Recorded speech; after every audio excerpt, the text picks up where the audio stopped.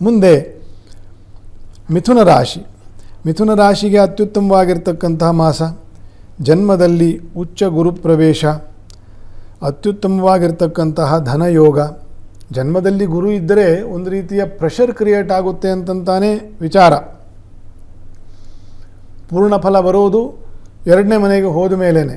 ಆದರೆ ಇದು ತಾತ್ಕಾಲಿಕವಾಗಿ 1.5 ತಿಂಗಳಿಗೆ ಬಂದು ಪುನಃ ವಕ್ರಿಯಾಗಿ ಪುನಃ ಮಿಥುನಕ್ಕೆ ಹೋಗುವ ಸಮಯವೂ ಆದ್ದರಿಂದ ಒಂದು ದಿಢೀರಂತ ಏನೋ ಒಂದು ಬದಲಾವಣೆ, ಏನೋ ಒಂದು ಬಡ್ತಿ, ಬರಬೇಕಾಗಿರೋ ದುಡ್ಡು ವಾಪಸ್ ಬರ್ತಕ್ಕಂಥದ್ದು, ದಿವ್ಯ ಕ್ಷೇತ್ರಗಳ ದರ್ಶನ ಆಗ್ತಕ್ಕಂಥದ್ದು, ಸಾಧು ಸಂತರ ದರ್ಶನ ಆಗ್ತಕ್ಕಂಥದ್ದು, ಈ ರೀತಿಯ ಅನೇಕ ಶುಭವಾಗಿರ್ತಕ್ಕಂಥ ಫಲವನ್ನೇ ಇವರಿಗೆ ಮಿಥುನ ರಾಶಿಗೆ ಹೇಳಬೇಕು.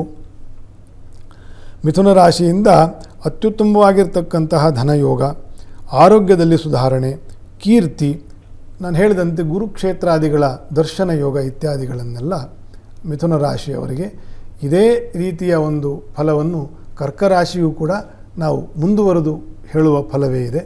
ಮುಂದೆ ಅದನ್ನು ನೋಡೋಣ.